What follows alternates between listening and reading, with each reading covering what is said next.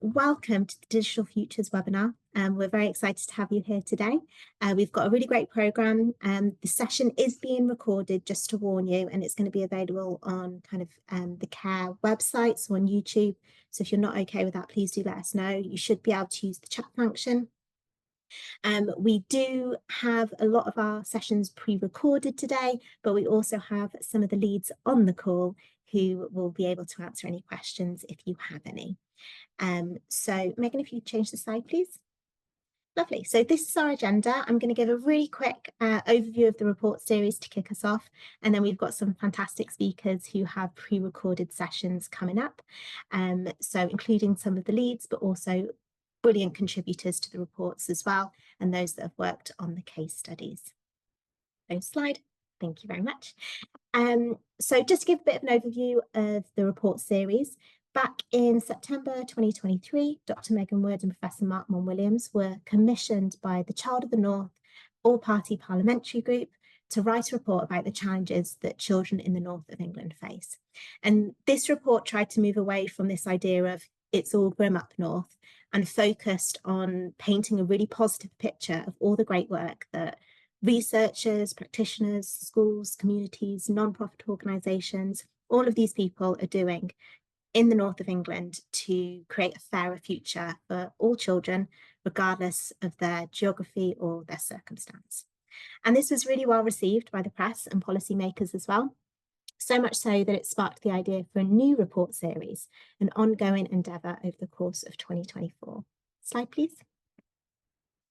This series of reports was commissioned by the Child of the North and the Centre for Young Lives, which is a think tank led by Anne Longfield, the former Children's Commissioner, and it's produced in collaboration with the N8, so the 8 most research-intensive universities of the North of England, and partnered universities as well. So this is known as the N8+. And each report in the series sets out evidence-based recommendations for the new government. And each report is led by researchers from different universities within the N8. So these are some of the reports that we have put out so far, all of which have been really well received. So we've got reports on autism, on the SEND crisis, on poverty, on mental health. These are all things that we know children, some of the battles that children and young people are facing currently. So they're really kind of hot topics. And we have a number of further reports coming out over 2024 as well. So things such as youth crime and absences. Slide, please. But we're here today to talk about the current report, which we're really excited about. And this has been led predominantly by researchers from the University of Sheffield, who you'll get the opportunity to hear from a little bit later. And as I said, they are on the call if you do have any questions as well as researchers from the University of Leeds, who they partnered with on this report as well. Slide, please. So without further ado, we will kick off with Dr. Ryan Bramely, who is one of the leads on the project, and I think he's got a video to share with us.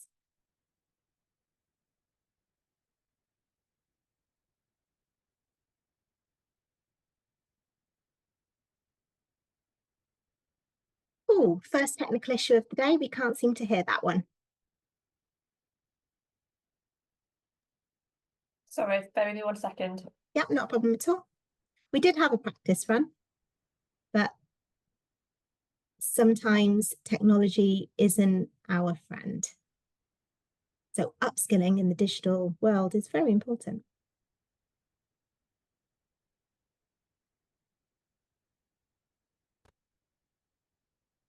It's upskilling our children and young people for digital futures. I had the pleasure of being one of the executive editors. Can we hear that? We can hear that. Thank you, Megan. Sorry about that. Thank you.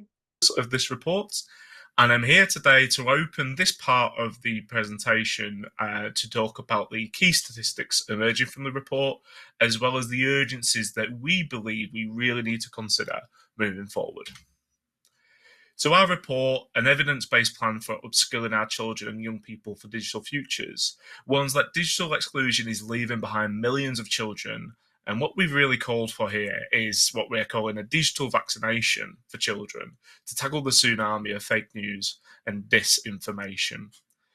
We've set out how the UK's digital landscape is an uneven playing field for children and young people, and we warned that millions of children are already being left behind, and many more so in the future if we don't address these issues, because they don't have regular access to technology and skills that they need to make the best use of digital devices and spaces in a responsible and creative way. Just coming back briefly to this idea of a digital vaccination, I think it's a really useful analogy to consider, because we're not just seeing children and young people as being consumers of messaging and images on social media and the like, but also as people who share their own messages or messages from other people online as well. So when we're thinking about fake news and disinformation, it's not just about ensuring that children and young people are adequately equipped to be able to detect a fake news story from a real one and so on, but also that they act in a responsible way, so they don't then share and sort of further that mis and disinformation moving forward. I'd also just like to clarify on this mis and disinformation thing. As we understand it, misinformation can often be accidental. It can be because somebody maybe hasn't done their homework, or has seen something online, taken it to be true, and then put it out there.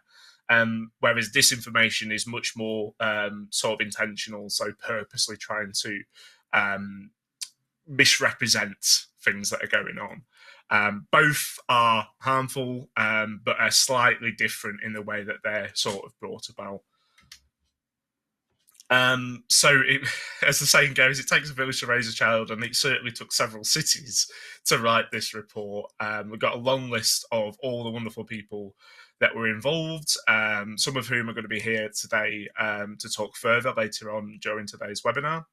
And also quite a few of the institutions involved as well. So the University of Sheffield, University of Leeds, the Centre for Applied Education Research and Born in Bradford, the City of Bradford Metropolitan District Council, Impact Gavers, and of course the Child of the North and the Centre for Young Lives, who co-published this report. And we're extremely grateful to all of these key partners and stakeholders in being able to produce what we think is a really important and timely report, which will hopefully encourage policymakers and the new government to try and make the world a little bit safer and, quite frankly, a little bit more enjoyable for children and young people. So I've got a few key quotes to share with you today, and I wanted to start this first quote from Maryam Kapree, who was the person who wrote the end word to our report. So Maryam is a University of Leeds undergraduate student and wrote a wonderful end word, and I really like this quote in particular from Maryam. Young people often lack the skills to use technology effectively, and the impact of this is profound. And I thought that would be a nice introduction to some of the key statistics that we found through this report. So the first one, digital skills shortages cost the UK 63 billion each year. Now, one of the key recommendations, which will be discussed later on, is this National Digital Living Standards Framework, so ensuring that everybody in the UK, families, children, young people alike, are able to get online and also have the infrastructure and access to be able to get online and make the most of the online world, whether that's from home, at school, or out and about. Now, of course, that does come with a cost, but what I would say in response to that is that we actually can't really afford to not do something on this, because we know that these digital skills shortages are already costing the UK billions and billions of pounds, £63 billion each year, and that figure is likely to rise if we don't address these digital divides that are in play today. This one's quite alarming too. So 42% of young people do not have either broadband or a laptop or desktop computer. So what we really want to do with this report is challenge this idea of children and young people as digital natives, of people who are serially online and know exactly what they're doing and are able to access it, and arguably sometimes are spending too much time on it. I think that idea of the digital native often misses the point. And the point here is that actually not every child or young person has that access to be able to make the most of the online world and develop those key digital literacies and skills and competencies that they'll not only need later on in life, but also are useful to them in the present day. 2 in 3 parents are concerned about the content that their children view online. I'm going to talk a little bit later on about this more specifically and how harmful content disproportionately affects children in the north of England compared to many of the other regions of England. And then looking back, of course, to the lockdowns, of course, the pandemic is still ongoing, but focusing specifically on the earlier days of the pandemic, the COVID-19 pandemic, 1 in 5 children did not have access to the internet during the pandemic. So when schools closed and schooling, whether it's primary, secondary, or even beyond, went online, 1 in 5 children did not have adequate access to be able to get online and continue their learning. And that lost learning, I think, is not only profound now, but is going to certainly have further consequences further down the line. In some senses, this is a little bit too late. It's something that we should have, or certainly the government and the UK should have spotted and done something about earlier on. But we are where we are. And certainly if we were to have another pandemic and anything else like that, this is definitely something that would need to be addressed preemptively rather than after the event. And 1 million households have either cut back or cancelled internet packages in the past year due to affordability issues. So some national urgencies that have emerged from our report. Projections suggest that by 2030, 5 million workers will be underskilled in basic digital capabilities, while 75% of young people feel that they already lack the necessary skills in order to thrive in everyday life. We also spotted that participation in IT subjects at GCSE level has dropped by 40% since 2015. So again, challenging that idea of the child as this digital native, who is fluent in all things online and digital. If anything, there's been a significant drop in interest in IT, information technology subjects, particularly in secondary school at GCSE level. And approximately 2.4 million, or 21% of people from the lowest socioeconomic backgrounds do not use the internet at home. And we found that a lack of digital skills and literacy can leave children more open to the risks of disinformation, fake news, and other online harms. And here's some regional urgencies, so really thinking about the child of the north aspect of this report. So 54% of children receiving free school meals have seen harmful content online in the last month, compared to 40% of children who do not receive free school meals. Another thing that's quite alarming about this is that of the 4 regions of England with the highest free school meal eligibility, 3 of those are in the north of England. So you've got the northeast at 31.2% eligibility, northwest at 27.7%, and then Yorkshire and Humber at 26.8%. Only the West Midlands features in that top 4 from beyond the north. So children and young people in the north of England are even more at risk of encountering harmful content online than their peers elsewhere in England. And additionally, 12% of the population, and this is not just children and young people, this is adult population as well, in the north of England are classified as internet non-users, compared to 7% in London. So a couple of quotes to finish with. The first coming from Anne Longfield, CBE, who is the Executive Chair of the Centre for Young Lives, who've been amazing to work with on this report. Anne says that this ongoing digital divide is still leaving behind millions of children, which can have profound implications for their educational outcomes and future employment prospects. And last but not least, a quote, a little bit self-indulgent, but a quote from myself and Professor Jennifer Rowsell, who you are going to hear from in a moment. Children and young people must be able to navigate their digital lives critically and safely. This Child of the North and Centre for Young Lives report gives a detailed picture of digital inequalities in the UK with new proposals and strategies for changes to education and inspiring research spotlights. And without further ado, I would like to pass you on now to my colleague and fellow executive editor, Professor Jennifer Rowsell, who's going to talk a little bit more now about the key terms that we used in this report and the broader picture.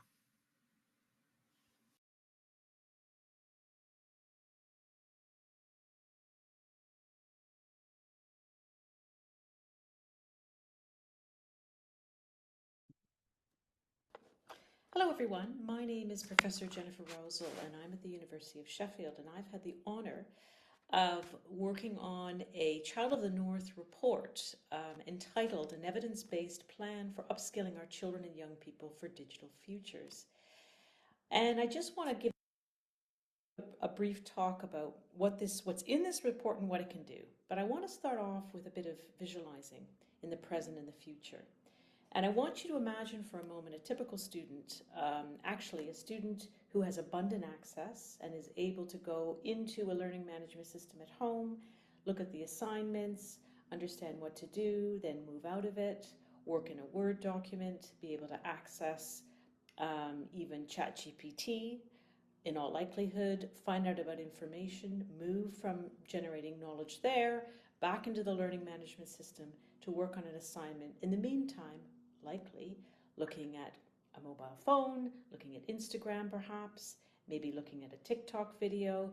And this is a typical scene of a child or a young person who has access and who is able to go about their everyday as a digital citizen. So that's an ideal scenario, but the real scenario, often that's the case, is that there's the reality of digital poverty and digital exclusion, which is a hidden statistic often, but it's far more common than we know and acknowledge. So when you think about a statistic like 42% of young people, i.e. 6 million young people, do not have home broadband or laptop or computer at home. Digital skills and competencies are and will be necessary for future careers across all sectors. We know this. 88% of young people think that digital skills are essential for their futures. Over a quarter, 27% of UK workers feel that they lack digital skills. And I would add, primary and secondary school policies premised on an older ICT paradigms. I've written about this for years, and many researchers, very good, strong researchers I work with in the UK, in the US, in the Global South, we talk about how we need to contemporize education. But I think it's important to think about some of the key terms in order to understand the landscape of being digital today. First of all, digital literacy, or digital literacies, as they're often called, for good reason, because they're plural and they have plurality, in that there isn't one literacy. We all carry with us different capacities, different platforms we use, different machine learning we have the capacity to use, and websites, and so on and so forth. Digital literacy, sort of on a very basic level, is ability to communicate across multimodal, as in texts that have words and visuals and moving images and hypertext, connected texts, as in you move from one to the other fluidly, often embedded within text that's in one site to another site, and platforms with ease, fluency, and criticality. Digital citizenship is respectful, vigilant use and understandings about all genres of digital text, platforms, and software.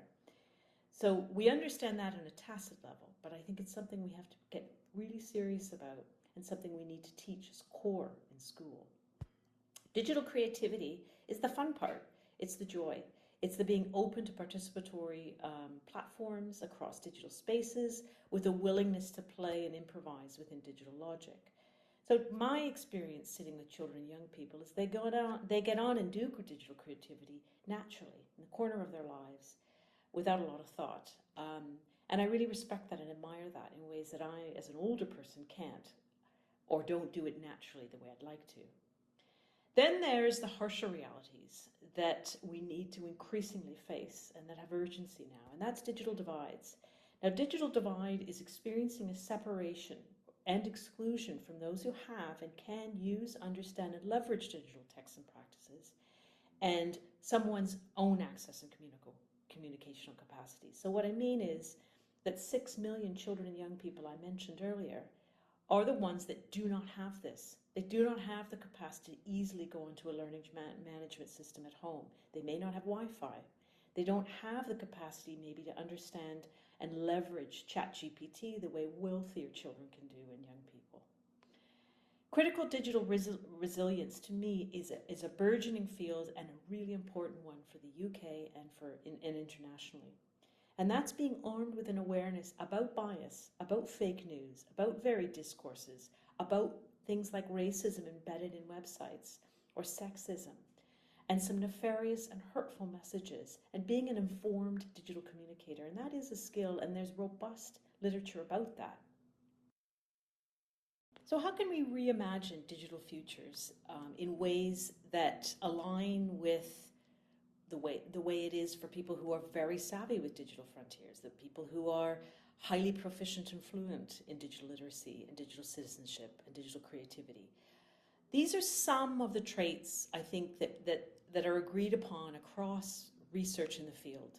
Being participatory and open to that and what that means exactly. But I suppose the also flip side is that we don't move into the shallows. As Nicholas Carr talks about it, working across or sliding across several platforms at once. Rather, start to train and develop a discipline to work within one platform, read deeply about one topic. This morning I wanted to read deeply about Kamala Harris, and I'd rather read a longer text in detail, and then I can move on to other texts to find out about aspects of her new policies. Digital play. Digital play is an ability to be able to work through a multimodal text in an open way, and that you take the most use of and affordances of the meanings that are embedded in them, and that you enjoy it. And everybody has a platform that they particularly like, if they're lucky enough to have access.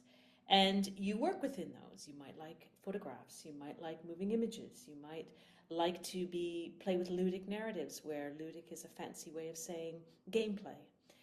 I think the other thing is the post-digital piece that I certainly write about a lot, and that's working across physical, digital, analog spaces, thinking about being digitally literate as both material and physical. You know, you do deal with physical things. We sit in a Zoom meeting and we're in a particular space, physical space, talking to somebody. And I think that we need to flush that out a bit more, figure out how, on a practical level, how can classrooms be physical and digital simultaneously?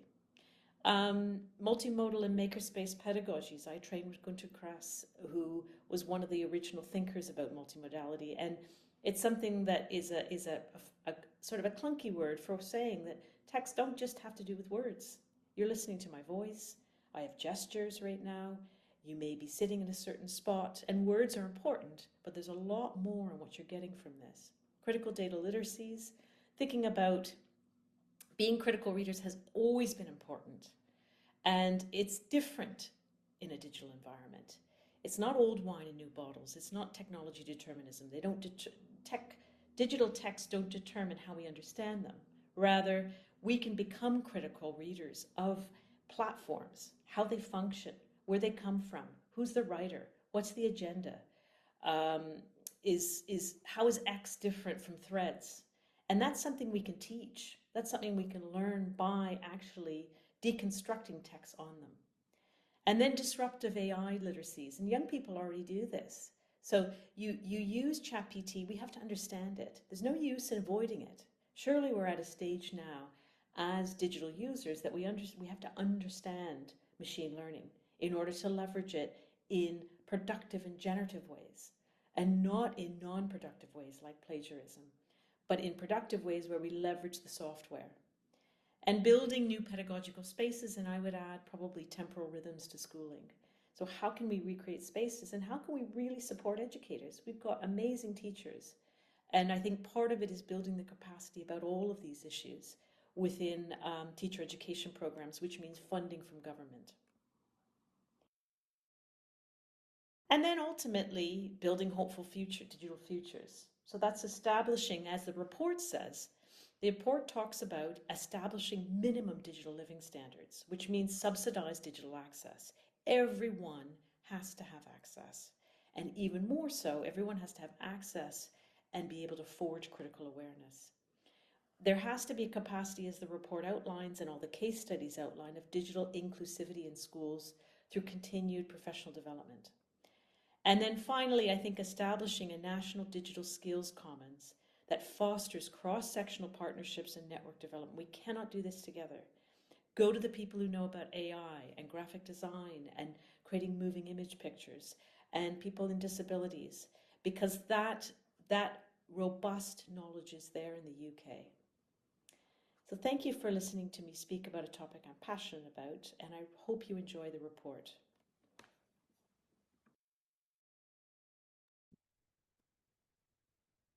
Wonderful section there by Jennifer Rowsell. Next we have, that passion was definitely evident in the way that she spoke as well, which is so lovely to hear. But next we have Professor Uta Papen, who will talk about the policy recommendations. So you'll hear from her next. Hello, my name is Uta Papen and I work at Lancaster University. I will, in this very brief presentation, contribute to telling you a little bit about the recent report in relation to children and young people's digital futures. So the report is called, as it says here, an evidence-based plan for upskilling our children and young people for digital futures. I have been involved in this report as a reviewer, and I learned a lot of important things about digital futures, about digital skills, digital creativity, and the really important issues that we urgently need to address in order to support children and young people and their digital futures. I have been co-editor of the previous Child of the North report, which was dealing with special educational needs and disabilities, and where also we collected a lot of evidence to tell everyone about the situation and what can be done to improve the support systems. So now I will briefly share a few of the most important of our policy implications relating to the report on children and young people and their digital futures. The first important implication and recommendation that we are putting forward is that there should be a minimum digital living standard that is established, and that is really important because we need to address and reduce digital divides. This is about enabling, equitable and fair access to Wi-Fi and technologies for everyone, and to build capacities for future digital careers. According to a 2021 report, 42% of young people do not have at-home access to broadband or a computer and a laptop, and affordability is the main reason why that is so. So that's a very high figure, 42% of all young people.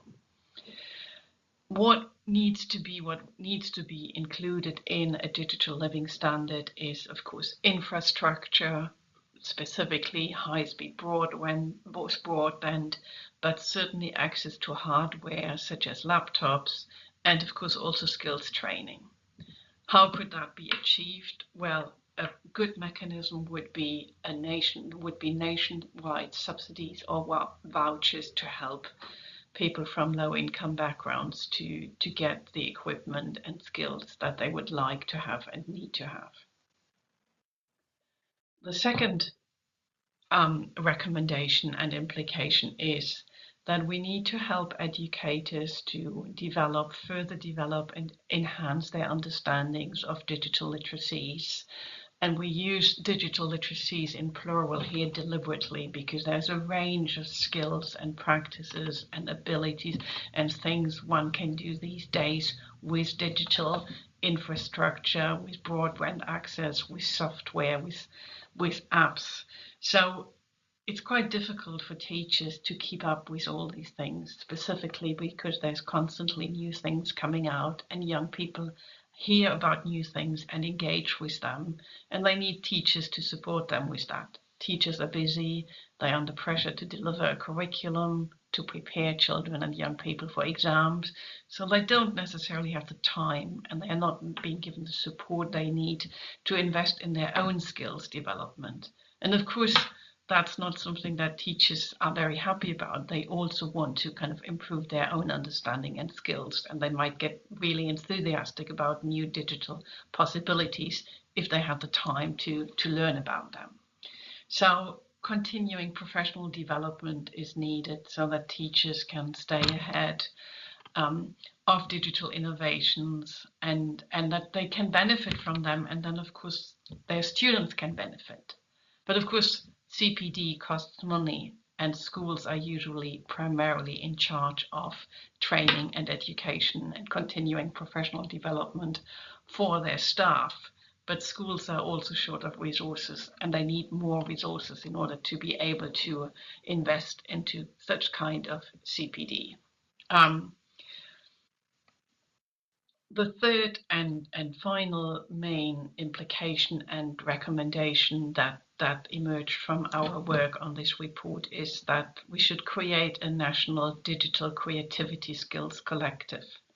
What we mean by this is really a place or a repository where key research findings, where reports from initiatives are collected, everything we know about what is actually happening in terms of digital initiatives, digital literacy and literacies, and specifically where people in organizations, in charities, in the community, amongst themselves, engage in creative activities, in creative skills development. And such a resource could help policymakers, teachers, communities, individuals, but of course also researchers amongst themselves to find resources, evidence-informed resources, teaching materials, to learn about initiatives and to be inspired to engage in new initiatives themselves. We emphasize here deliberately the word creativity. This is about more than digital skills, basic computer skills, basic skills of working on the internet. This is about all the potential and possibilities that digital platforms, social media, and others offer people in terms of developing creative reading, writing, communication, presentation skills and activities. So it's really also about extending notions of what digital literacy means beyond a technical focus, beyond a skills focus, and to support children and young people to engage fully with digital spaces and with spaces that they need to engage with in order to be able to develop their creativity and agency. So these are the three core implications and recommendations that emerged from our report.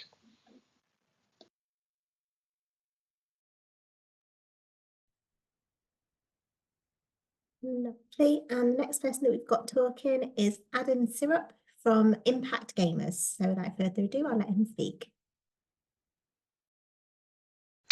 Hello there, I'm Adam. I live in Bradford and I set up a community organisation, that's a not-for-profit organisation called Impact Gamers. The point of Impact Gamers is to inspire young people to make positive computer games, to get them out from being alone by themselves in a darkened room playing violent games with strangers online, to the complete opposite, to get them to a social, safe space where they can make friends and learn how to make their own games.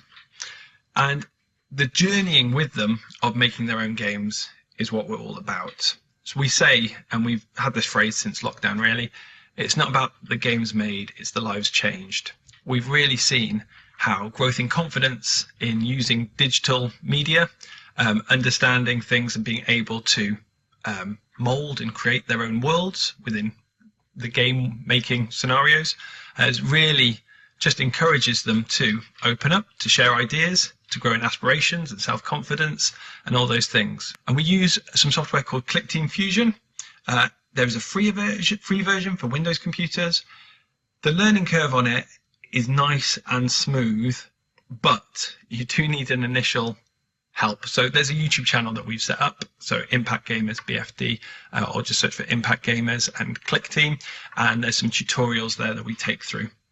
It takes about an hour for a child to be able to understand the basics of it, and that's what we like. It's pictorial as well, in terms of it's a bit more advanced than Scratch, but you are still sort of doing visual programming. You're working with not blocks, but you're working with pictures that you're moving to right spaces, and we've just had some really great results with it. But there is other things. There's Godot and Game Maker and GDevelop, which all have free versions. And so I think what we do can be done with other software. We just landed with Click Team Fusion, and you get it from clickteam.com. So I just want to play some of the footage from the young people and what they feel Impact Gamers is to them. Instead of just watching and playing games, you just get to you make your own. We can design anything as anything we want to do. Impact Gamers is an organisation where young people can come together in a safe space, learn how to make games, but at the same time build friendships and grow in self-confidence.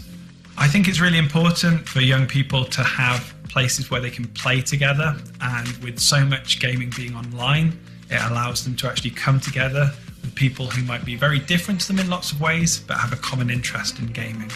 And it's just a great way of them expressing themselves. The sessions are purposefully relaxed, and they're done in a way which allows us to talk about life and about the things they want to talk about. And we use the time when they're making a game and looking at a screen to get them to open up, and we can use it as a time to mentor and to support them in whatever situation they're facing. It's equipped my girls with the skills they need for creating games at home and at the club. They love the community that they get here. I quite like making friends and knowing they'll be here again. So I think it's really important, and it's what makes Impact Gamers so special, is that we don't discriminate. We open our doors to anyone. Obviously my son suffers anxiety and autism. He really struggles with big surroundings. He's partially deaf as well, so he can't be anywhere loud. But obviously coming here, it's small, it's not loud, so he's really enjoying it, and I'm really glad we did find out. But he's got a wider understanding of how computer games work. I like that we play fun stuffs. Us being here is a good mixture of education and also a good social environment. So I'm learning games design, either level 2 or level 3 depending on my exam grades, as I don't necessarily have a PC at home, but when I'm here, I get to use a PC. You don't feel left out. All the stuff, you call them, and then they just come. And the teachers are very nice as well, and they help you. As the kids were getting older within the groups that we currently run, there was a need for something more mature, more advanced, not just teaching, but engaging the kids in more commercial work. It's made a difference in how comfortable I'm working as a team. I usually only ever work independently, now I'm working as a team. I've gotten much better at travelling on my own now. I used to hate it, now I'm not bothered by it. So it takes me 2 hours to get here, so I'd hope so. Well, Impact Gamers helps build up my resilience a lot more, which is something I don't really find that easy to do. Yes, I've learnt a lot, and I think it will be really helpful when I'm looking for jobs to do with gaming. If we weren't here, then the void would open up to other things. Just in every aspect, I love it. We were recognised by winning an award from BAFTA for mentoring young people with games design, but the proudest moments are the young people and seeing them develop and seeing them come in being shy and timid and growing in confidence, growing in skills, growing in self-belief and producing something, being proud of it. It's a good place and you should try it out. So most recently, we've been really sort of moved, and it's always a response. Social action is always someone being moved by something happening. And we've been moved by the fact that young people are growing up with this world of digital, with tablets, with mobile phones, with all the stuff that we dreamed of when we were younger, but without the foundational knowledge. So we have children coming in not knowing what a left click or a right click is on the mouse, holding it in the most obscure ways possible, tapping on screens that aren't touch screens. So we started to develop some assessment and some training tools called Digitool, My Digital Box, and we're nearly at the point of launching that for primary schools. So that from reception all the way up to year 6, they can use this as intervention for where there's lost knowledge. We are super keen to pilot that. If you are part of a primary school or you know someone who is, please get them in contact with us. Just get them to email info@impactgamers.net. we are looking into packaging the work that we do, especially working with SEND, with children with special educational needs, and looking at how, especially we have a lot of children with autism come to our groups, and parents will say, he might struggle to engage, or she might struggle to engage, but we don't have that. There is this sort of natural draw towards a screen, towards being in control of something, being able to see the order of things, that where we have kids who do have ADHD or autism, and they manage to just easily engage and not just excel at game making. And so we're hoping to get funding to package all that in, to do some research with some counsellors and some schools, to get a SEN package of digital skills, so that within schools you won't have to be a professional game maker, but you can do some game making with the students and get them to unpack feelings and empathy, and about restriction and boundaries and all these things that are quite difficult to navigate when you're a young person. But in terms of games, you define them, you make them, you understand what is a positive outcome, what's a negative outcome. You have to learn about guiding the player through scenarios they haven't been through. If you're interested in that as well, do get in contact. You can contact me directly, adam@impactgamers.net. If you want to follow us on X or Twitter, for those who are old enough to not want to call it X, then we're Impact Gamers BFD for Bradford, and the same on Facebook and on Insta. But we probably respond most on Facebook. Great speaking to you. Hopefully you've been encouraged by the stuff that we're doing, and hopefully we can encourage you to do more with your young people. Thanks.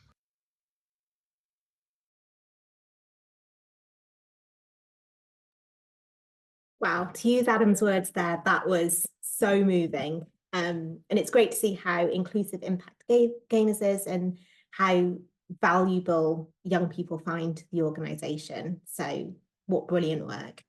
We're going to end on another high. So last but not least, it's our end word. So some lived experience by Maryam Kapree. Hi everyone, my name is Maryam Kapree and I'm delighted to join you all today. I'm a current undergraduate student at the University of Leeds, and I'm also incredibly fortunate to work at Dixon's Academies Trust, where I work with students aged 11 to 16 in an inner city school in Bradford. Now, the challenges which young people have been facing were prominent before the pandemic, and the pandemic has only deepened these divides. This, combined with the chronic underfunding in the north, mean that many of our young people have grown up in deprivation and have been denied the opportunities which they so thoroughly deserve. Now, there is no doubt that as a society we are becoming increasingly digital. I know I for myself use technology every day in my daily life, whether that's for my studies, for work or at home. Now, whilst we know that technology has its many benefits, it also has several issues too, and working in a school enables me to witness the impact which technology has daily. Many students struggle to complete their homework, which is increasingly set online due to poor IT literacy. This means that many students are left behind due to an inability to access the learning outside of a classroom. The impact of this is simply profound, because we know the positive impact which learning outside of a classroom has on a child's progress and attainment. There are also a small number of students who don't have access to their own technology at home. Now, as a school, we do as much as we can to mitigate the impact of this, including loaning small laptops to our most vulnerable students and hosting homework clubs after school so students have the opportunity to complete their homework with a member of staff. However, it is likely then that these young people will be unable to benefit from free online learning and additional resources once they leave school, and they may even struggle with applying to jobs due to their lack of technology. Young people also struggle to access job opportunities, as many roles now require a proficiency in technology. Some students struggle with online software, or even struggle with tasks which seem simple to us, such as sending emails. This limits the future prospects of many and provides certain individuals with an unfair advantage. We must strive to level the playing field for all of our young people, and by upskilling our young people, we will be able to ensure that they are equipped to deal with new and emerging technologies, because as the years go by, we know that the amount of new technology is only going to increase. At university, I have seen peers struggle with online platforms, but there is more support available than our young people have access to currently. We know that schools are anchors within society, as they are the only institution which see and work with our children every single day. Therefore, we have a duty to ensure that we are providing our young people with the adequate skills that they need. If there's one thing we have seen in the last few weeks, it is the impact which technology has in spreading information, and particularly misinformation. With an increasing number of young people using social media platforms such as TikTok, where there is an abundance of false information readily available, our young people are more susceptible to this than ever before. We often see this in school, when sometimes students have asked me, "Miss, have you seen this?" And when I ask where they got the information from, my students often tell me that it was from TikTok. Social media has also enabled an increase in issues such as bullying, as young people and many people actually can feel that they can say whatever they like as they're seemingly anonymous, and they don't really realise the deep ramifications of their actions. We need to provide our young people with a detailed, in-depth education about technology so that they are able to fully maximise its benefits. By upskilling all of our young people, we can empower them and ensure they have access to equal opportunities regardless of their socio-economic backgrounds. We must act now. As the adults, we must provide our young people with the tools so that they can make the keys to unlock their future. Our children and young people have been neglected for far too long. It is imperative that we upskill them to ensure that they have access to equal opportunities and don't miss out on their futures. Thank you so much for listening. I hope we are able to upskill all of our young people to ensure that no child is left behind.